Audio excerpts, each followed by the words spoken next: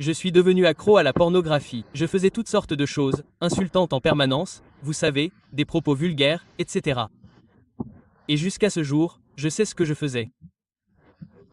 Je sais que je pêche contre Jésus. Et je sais ce que je fais, mais j'ai quand même choisi le péché plutôt que lui. Et maintenant, j'en suis à un point où je ne me sens même plus coupable de mes péchés. Je me sens à peine condamné. Et le truc, c'est que, je ne veux même pas retourner vers lui. Je ne ressens même pas le besoin de retourner vers lui. Exactement. Je sais que les sentiments n'ont pas d'importance. Je devrais suivre mon esprit et la vérité. Mais le fait est que je suis tellement plongé dans mon péché que je pense que mon cœur est tellement endurci que le péché ne signifie même plus rien pour moi. Et c'est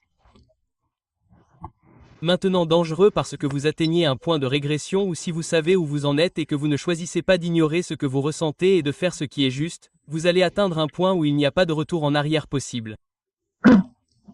C'est ironique parce que je viens de publier ce mème sur ma page Facebook et je vais le lire parce qu'il vous concerne. Je veux que vous compreniez. Écoutez, ce sont les étapes parce que je l'ai déjà partagé dans le passé. D'abord, c'est une intention. Vous avez l'intention de faire quelque chose, d'accord? Ouais, je vais juste faire quelque chose. Ensuite, cela devient un comportement, n'est-ce pas? C'est comme ça que vous vous comportez. Ensuite, cela devient une habitude, votre habitude. Ensuite, c'est maintenant une pratique continue jusqu'à ce que cela devienne une seconde nature. Et c'est qui vous êtes. Ouais. Donc, vous êtes passé de l'intention à « Oh, vous savez quoi? Je vais juste sortir et faire ça une fois, n'est-ce pas? » C'est ce que vous avez fait. Puis c'est devenu votre comportement. Juste traîner avec les mecs, faire ce qu'ils faisaient, boire, fumer, forniquer, tu vois. Puis c'est devenu une habitude. C'est comme se brosser les dents. Et ça a maintenant caractérisé ta vie parce que c'est une pratique qui caractérise ta vie. Et maintenant ça atteint un niveau où ça devient une seconde nature. C'est instinctif. Donc non, tu ne choisis plus de le faire. Ça te contrôle maintenant parce que c'est maintenant qui tu es. C'est solidifié en toi. Donc tu es à ce stade. Mais tu es au point, littéralement, genre, même quand je le fais, genre, je veux juste dire ça, même quand je ne veux pas regarder de pornographie, hein, je me sens obligé, comme si je ne pouvais pas m'arrêter. Parfois, je regarde même, genre hier, je vais bien, aujourd'hui j'ai regardé, genre, 5 fois et je n'ai pas pu m'arrêter. C'est comme de la folie, c'est comme, et le truc c'est. Esclave, tu te contrôles, mais mon frère, la solution rapide c'est d'abord, je veux savoir, peu importe ce que tu ressens, je m'en fiche, c'est ce que je veux, que veux-tu faire à ce sujet? Veux-tu être brisé, libéré? Ouais, comme je souhaite être libéré. Je souhaite revenir à ce qu'étaient les choses avec Jésus. D'accord, eh bien, je vais vous dire comment ça va se passer. Vous devez écouter. Oui, Je ne sais pas où vous vivez. Je n'ai pas besoin de savoir où vous vivez parce que les gens n'ont pas besoin de savoir où vous vivez. Vous allez devoir vous trouver le plus vite possible. Si quelqu'un, disons, fait une crise cardiaque ou si quelqu'un, disons, a l'appendice sur le point d'éclater, vous l'emmenez immédiatement aux urgences. C'est vrai. exactement. Parce que chaque seconde compte, parce que plus vous tardez, plus la personne meurt, n'est-ce pas? Oui, Donc, vous allez devoir être intentionnel. C'est ce que vous allez faire. Premièrement, vous allez devoir trouver cette église le plus tôt possible, cette église solide à laquelle vous appartenez ou que vous savez être une église solide. Et vous allez devoir aller voir les dirigeants et leur demander de prier pour vous afin de briser cet esclavage démoniaque. Vous n'êtes pas possédé, vous êtes opprimé. Vous avez une telle emprise, un démon, une telle emprise démoniaque sur vous qu'il faudra le Saint-Esprit pour accomplir un acte miraculeux de destruction de cet esclavage. C'est donc comme aller à l'hôpital. L'Église est un hôpital spirituel. Vous êtes sur le point d'avoir une crise cardiaque, ce qui signifie que spirituellement, votre appendice spirituel est sur le point d'éclater. Et si c'est le cas, vous avez maintenant atteint un point de réprobation. Il est trop tard. C'est là que vous atteignez ce que dit la Bible. Vous blasphémez le Saint-Esprit parce que vous avez résisté au Saint-Esprit. Vous êtes maintenant devenu froid envers l'Esprit. Vous ne vous souciez plus de l'Esprit. Et maintenant, l'Esprit vous livre à un esprit réprouvé. Alors, laissez-moi vous parler de la dépendance au porno. La dépendance au porno ne vous satisfera pas, car regardez du porno, et que Dieu nous en préserve. Que Dieu nous purifie dans le sang de Jésus et nous remplisse du Saint-Esprit pour briser cet esclavage et ne pas succomber. Parce que laissez-moi vous dire ce que la dépendance au porno fera. Si vous avez fait du porno une habitude, ce que vous regardez maintenant ne vous satisfera pas. Vous allez donc vous plonger dans des formes de porno plus mauvaises, plus méchantes et plus sales, où vous finirez peut-être par regarder des vidéos de snuff où vous voyez des gens battre des femmes, voire les tuer dans des actes pornographiques. Ou vous pourriez même succomber à la pornographie infantile. ouais, comme je l'ai vécu, je suis allé à l'extrême, je n'ai pas regardé de pornographie infantile, mais je suis allé à l'extrême, comme des vues sur le porno et je suis devenu encore plus perdu. Donc, comme mon imagination, pour certains, sans aucune Raison, j'ai ces pensées sexuelles, mais comme tu disais, à propos des réprouvés, je veux juste te demander, je pense que je suis vraiment réprouvé, je ne. Peux pas t'entendre respirer dans le micro, donc je ne peux pas. Je voulais dire que je pense que je suis comme un réprouvé. Je ne sais pas. Un réprouvé ne viendra pas sur une chaîne en disant « Je pense que je suis un réprouvé et j'ai besoin d'aide ». Parce que quand tu atteins ce niveau, tu t'en fiches, tu t'en fous, et tu vas maintenant attaquer les chrétiens et attaquer la Bible. Attaquer Jésus parce que tu vas atteindre un point où tu détesteras Jésus parce que tu sais que Jésus est un miroir qui expose ta saleté et tu ne supportes pas de regarder cette image. Alors tu essaies de détruire le miroir. Tu veux dire comme les pharisiens? Ouais, exactement. Oh! Donc, mais tu n'y es pas encore parce que tu te sens toujours coupable et tu as toujours l'impression que tu te diriges vers un chemin de destruction. Cela signifie qu'il y a toujours de l'espoir pour vous, c'est pourquoi vous devez vous rendre à l'hôpital en urgence. Ouais. Et le pire chez moi, c'est mon hypocrisie, car malheureusement, je n'aime pas ça, car j'étudie dans une école chrétienne et j'avais l'habitude de beaucoup parler de Dieu. Je suis dans une position où, quand les gens me posent des questions sur la Bible, je dois y répondre. Et je sais que je ne peux pas. Point. Attendez, laissez-moi vous faire entrer. D'accord. Vous êtes tous les deux là, les gars. Vous avez tous les deux le même problème. D'accord. Laissez-moi vous expliquer comment Satan travaille. Êtes-vous prêts? J'ai besoin que vous écoutiez tous les deux. D'accord, pour vous deux, Satan utilise votre péché pour vous faire sentir si coupable et si sale qu'il vous fait penser que Dieu est si loin de vous. Il est tellement dégoûté de vous. Il vous déteste. Il ne vous regardera plus jamais. Parce que c'est comme ça qu'il vous empêche de chercher la guérison. Une des tactiques de Satan, une de ses ruses, c'est de vous faire sentir sale, coupable et méchant. Dieu ne vous regardera jamais. Dieu ne perdra même jamais son temps avec vous.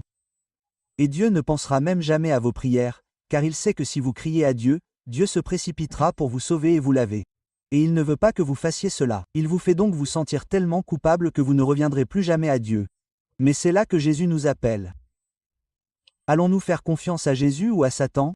Quand Satan est un menteur, un meurtrier, il veut assassiner votre âme et il vous mentira pour vous assassiner. Ou à Jésus qui dit qu'il est la vérité. Par exemple, laissez-moi vous donner les versets maintenant. Ce sera une question de confiance. Jean 17 à 10. D'accord, je veux que vous voyiez ce que dit notre Seigneur. Jean, 1 Jean, l'épître de Jean 17 à 10. Et Jean, je veux que vous l'entendiez. Et Adèle, je veux que tu entendes ceci. Mais si nous marchons dans la lumière, comme il est lui-même dans la lumière, nous sommes en communion les uns avec les autres, et le sang de Jésus-Christ, son Fils, nous purifie de tout péché. Maintenant, observez, si nous disons que nous n'avons pas de péché, nous nous trompons nous-mêmes, et la vérité n'est pas en nous. Si nous confessons nos péchés, il est fidèle et juste pour nous les pardonner, et pour nous purifier de toute iniquité. Si nous disons que nous n'avons pas péché, nous le faisons menteur, et sa parole n'est pas en nous. Et puis dans 1 Jean 2 sur 1 et 2. Voici donc un défi pour vous deux.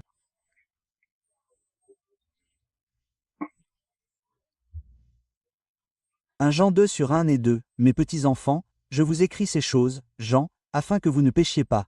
Mais si quelqu'un a péché, nous avons un avocat, un défenseur auprès du Père, Jésus-Christ le juste, et lui-même est le sacrifice expiatoire pour nos péchés, et pas seulement pour les nôtres, mais aussi pour le monde entier.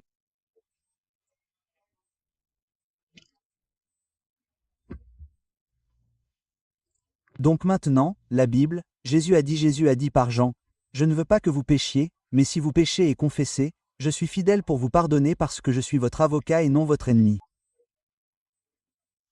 C'est donc ce que Jésus a dit. Et Jésus dit, « Je suis le chemin, la vérité et la vie. Nul ne vient au Père que par moi. Mais laissez-moi vous dire qui dit cela. » Jean 8h44. Laissez-moi vous dire qui dit cela. Jean 8h44. Vous avez pour père le diable, et vous voulez accomplir les désirs de votre père. Voyez, c'est là où vous en êtes. Vous en êtes au point comme les Juifs incrédules où vous accomplissez maintenant les désirs de Satan et vous n'éprouvez aucun remords. Mais il y a encore de l'espoir pour vous parce que vous êtes ici. Il était un meurtrier dès le commencement et ne se tient pas dans la vérité parce qu'il n'y a pas de vérité en lui. Quand il ment, il parle selon sa propre nature, car il est menteur et le père. Jésus vient donc de dire que Satan est un menteur par nature. C'est un menteur et un meurtrier. Il ne vous dira pas la vérité à moins que la vérité ne lui soit bénéfique pour vous piéger avec un mensonge. Donc, quand on vous dit, Jean, que Dieu est trop éloigné de vous, ce n'est pas la voix de celui qui est la vérité.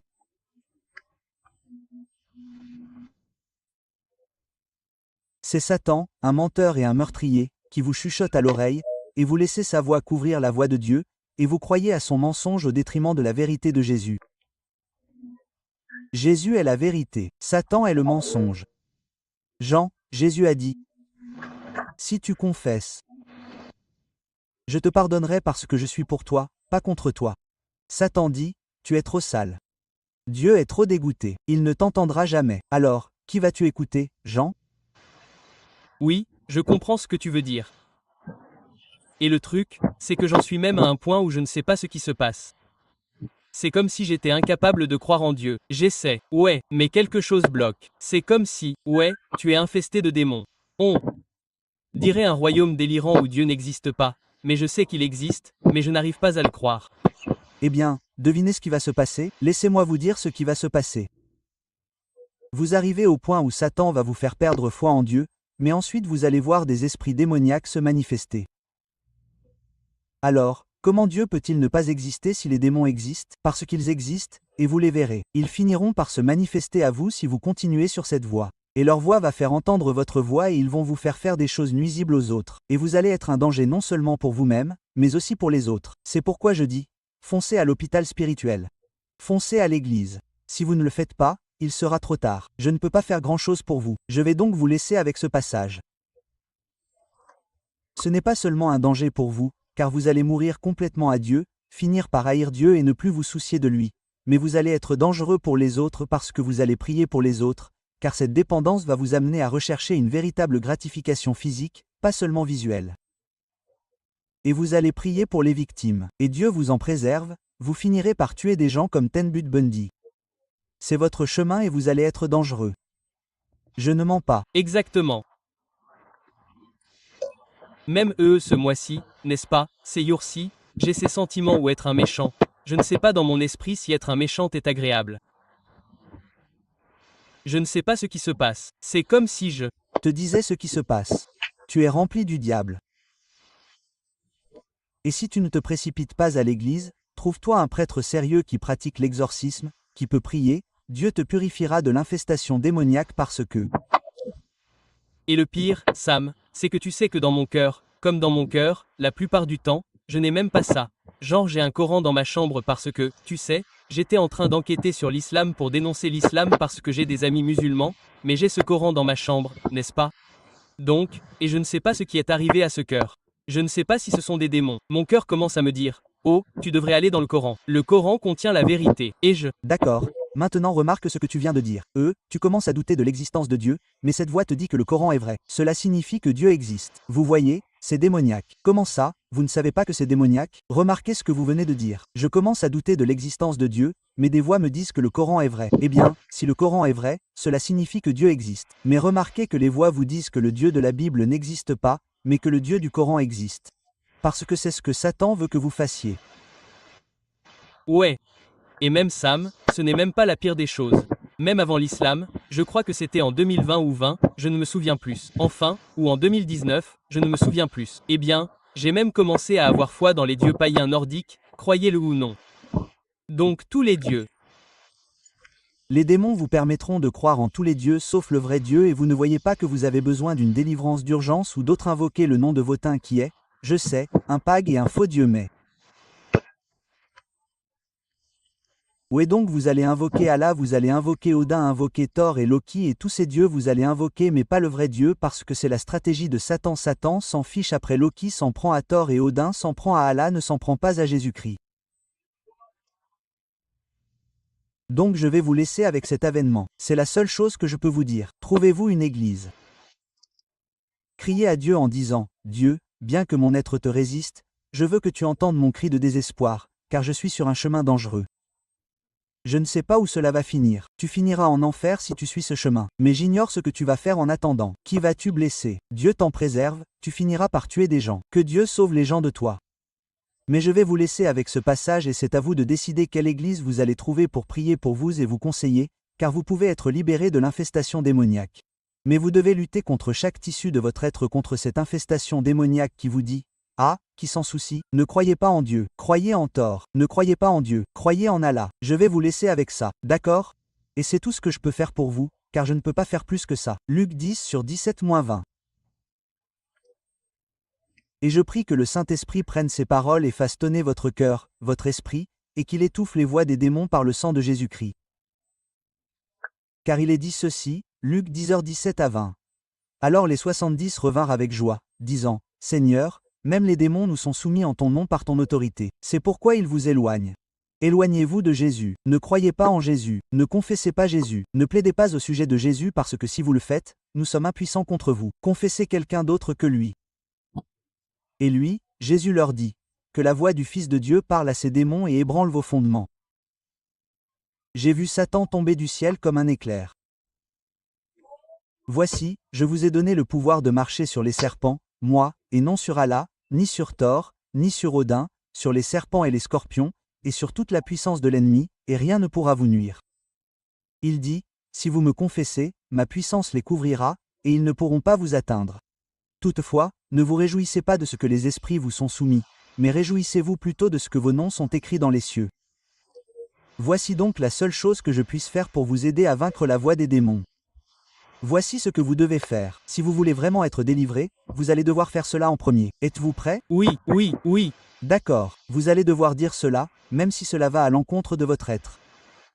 Jésus-Christ est Seigneur. Jésus-Christ Est Seigneur. Dieu le Père l'a ressuscité des morts. Dieu le Père l'a ressuscité des morts. Mon cœur appartient à Jésus. Mon cœur appartient à Jésus-Christ. Et je commande à ces démons par le nom de Jésus. Et je commande à ces démons par le nom de Jésus. Que par le sang de Jésus. Que par le sang de Jésus. Ils doivent me laisser partir parce que j'appartiens à Jésus. Ils doivent me laisser partir parce que j'appartiens à Jésus. Seigneur Jésus, mon cœur, ma vie, mon corps sont à toi. Seigneur Jésus, mon cœur, ma vie, mon corps, mon âme, mon esprit sont à toi, sauve-moi. Je me noie, sauve-moi, je me Noie. Au nom de Jésus. Au nom de Jésus. Maintenant, ce que j'ai besoin que tu fasses, c'est de courir à l'église dès que tu peux et de leur dire ton problème parce que je ne peux pas faire plus que ça. Je ne peux rien faire. Je ne suis pas là. Si j'étais là, je te prendrais par la main et je t'emmènerais à l'église.